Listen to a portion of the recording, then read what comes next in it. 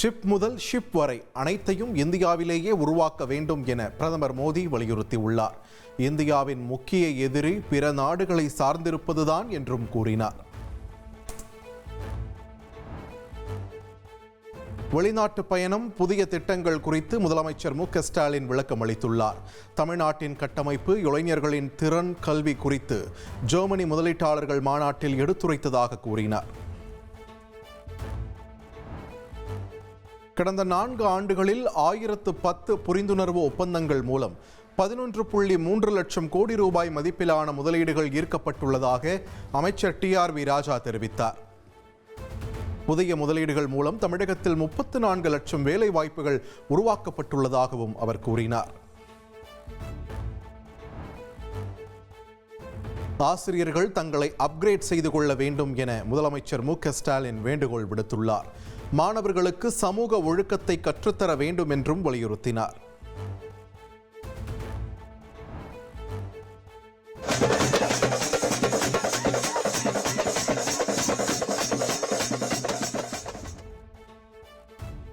தாவேக தலைவர் விஜய் பிரத்யேக பிரச்சார வாகனத்தில் நாகை வந்தடைந்தார். நாகை வந்த விஜய்க்கு தொண்டர்கள் உற்சாக வரவேற்பு அளித்தனர்.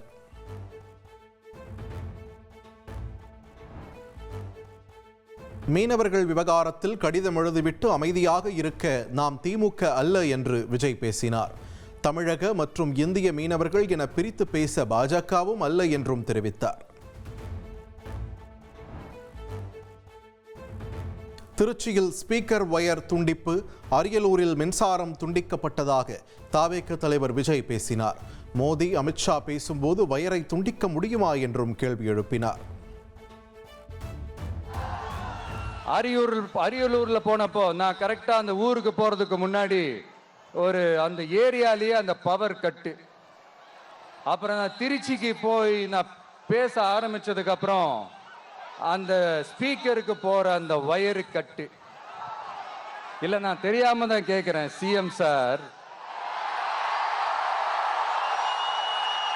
ஃபார் எக்ஸாம்பிள், இப்போ ஒரு RSS தலைவர் இங்க வராருன்னு வச்சுக்கோங்க, இல்ல நம்ம பிரதமர் மோடிஜி அவர்களோ இல்ல உள்துறை அமைச்சரோ இங்க வராருன்னு வச்சுக்கோங்க, இந்த மாதிரி கண்டிஷன்ஸ்லாம் போடுவீங்க,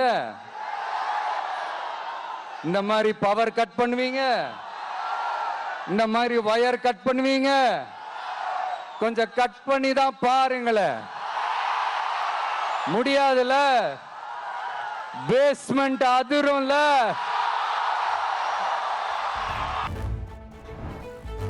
மக்களுக்கு இடையூறு இருக்கக்கூடாது என்பதற்காகவே வார இறுதியில் வருவதாக தாவேக தலைவர் விஜய் விளக்கம் அளித்தார். மக்களை சந்திக்க கூட எனக்கு பல்வேறு கட்டுப்பாடுகள் விதிக்கப்படுவதாகவும் கூறினார். இந்த ஷெட்யூல் போட்டதுக்கு அப்புறம் அது என்னப்பா சனிக்கிழமை சனிக்கிழமை சனிக்கிழமை அப்படின்னு ஒன்று ஸ்டார்ட் ஆச்சு. அது ஒன்றும் இல்லை, உங்க எல்லாரையும் வந்து பார்க்கும்போது உங்களுக்கு எந்த விதமான டிஸ்டர்பன்ஸும் இருந்துடக்கூடாது. முக்கியமா உங்களுடைய வேலைகளுக்கு எந்த விதமான டிஸ்டர்பன்ஸும் இருந்துடக்கூடாது அப்படின்ற ஒரே காரணத்துக்காக தான் இப்படி வீக்கெண்டா பார்த்து இப்படி இந்த பிளானை ஷெட்யூல் பண்ணோம். நான் தனி ஆளு இல்லை என தமிழக வெற்றிக் கழக தலைவர் விஜய் அனல் பறக்க பேசினார். அராஜக அரசியல் வேண்டாம் எனவும் மாபெரும் மக்கள் சக்தியின் பிரதிநிதி நான் என்றும் கூறினார். முறை இந்த அராஜக அரசியல்லாம் வேணாம் சார். நாம ஒண்ணு இங்க தனியால் இல்லைங்க சார்,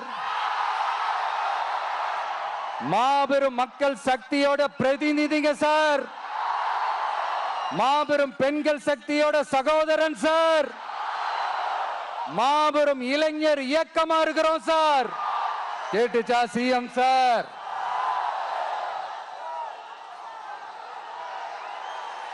இந்த போர் முழக்கம் உங்களை ஒரு நிமிஷம் கூட தூங்க விடாது, துரத்திக்கிட்டே வரும்.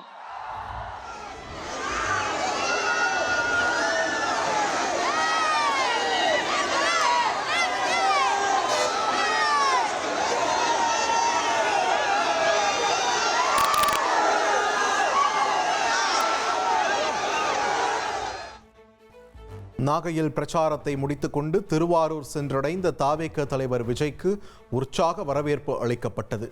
ராட்சத கிரேன் மூலம் பிரம்மாண்ட மாலை அணிவித்து விஜய்க்கு ரசிகர்கள் வரவேற்பளித்தனர். விவசாயிகளுக்கு ஆதரவாக இருப்பதை குறிக்கும் வகையில் திருவாரூரில் பச்சை துண்டு அணிந்து விஜய் பிரச்சாரம் மேற்கொண்டார். ஓடாத தேரை ஓட வைத்தோம் என்று கூறுகின்றனர், ஆனால் தமிழ்நாடு என்ற தேரை நகரவிடாமல் முதல்வர் நிறுத்திவிட்டதாகவும் விஜய் குற்றம் சாட்டினார். கருணாநிதி பிறந்த திருவாரூரிலேயே சாலை உட்பட எந்த அடிப்படை வசதிகளும் இல்லை என்று விஜய் குற்றம் சாட்டினார். மருத்துவம் பார்க்க வேண்டிய நிலையில் திருவாரூர் மருத்துவமனை இருப்பதாகவும் விமர்சித்தார். விஜய் பாஜகவின் பி டீமா என்ற கேள்விக்கு எனக்கு தெரியாது என தமிழிசை சவுந்தரராஜன் பதிலளித்தார். அதிமுகவில் இருக்கும் அணிகள் போன்று பாஜகவில் இல்லை, பாஜக ஒற்றுமையாக இருக்கிறது என்றும் அவர் கூறினார். கனவுகளை நனவாக்கும் கத்தி மக்கள் நீதி மையம் என்று கமல்ஹாசன் பேசினார். அந்த கத்தியை அப்படியே விட்டால் துருப்பிடித்துவிடும், அதை தினமும் தீட்ட வேண்டும் என்றும் தொண்டர்களிடம் கூறினார். ஜிஎஸ்டி வரி சீர்திருத்தம் மூலம் 375 பொருட்களுக்கு விலை குறைக்கப்பட்டுள்ளது. வரி குறைப்பு என்பது சீர்திருத்தம் அல்ல, புரட்சி என மத்திய நிதியமைச்சர் நிர்மலா சீதாராமன் பெருமிதம் தெரிவித்துள்ளார்.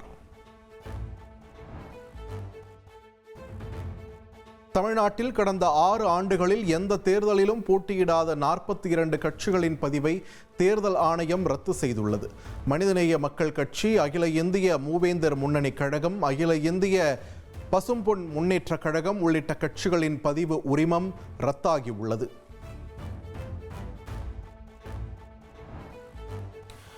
H1B விசா பெற்றவர்கள் உடனே அமெரிக்கா திரும்ப அமேசான் நிறுவனம் அழைப்பு விடுத்துள்ளது. விசா கட்டணம் 88 லட்சம் ரூபாயாக உயர்த்தி ட்ரம்ப் அறிவித்த நிலையில் அமேசான் நிறுவனம் உத்தரவிட்டுள்ளது.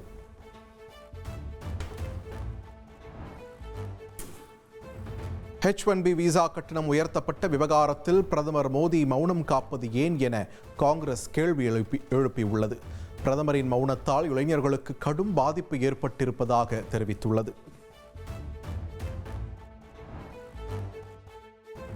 திருமணம் செய்வதென்பது தனி மனித உரிமை என மெட்ராஸ் உயர்நீதிமன்ற மதுரை அமர்வு கருத்து கூறியுள்ளது.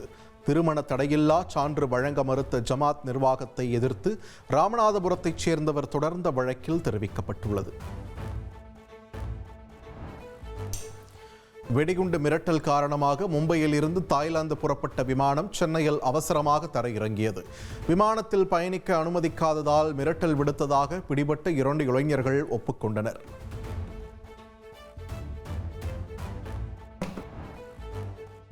கொடைக்கானல் மலை உச்சியில் ஆபத்தை உணராமல் காரில் இளைஞர்கள் சாகசம் செய்தனர்.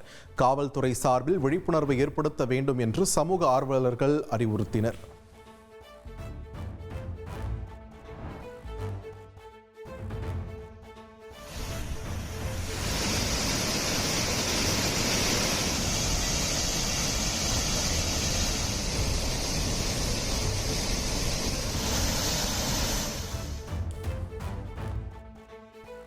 தொடர் மழையால் ஹோசூர் கிழவரப்பள்ளி அணைக்கு நீர்வரத்து அதிகரித்துள்ளது. அணையில் இருந்து 1290 கன அடி நீர் வெளியேற்றப்படுகிறது.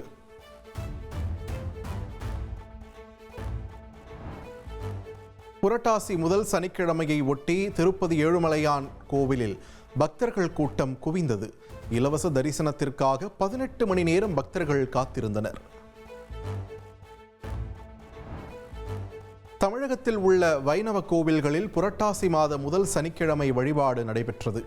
நீண்ட வரிசையில் காத்திருந்து பக்தர்கள் சுவாமி தரிசனம் செய்தனர்.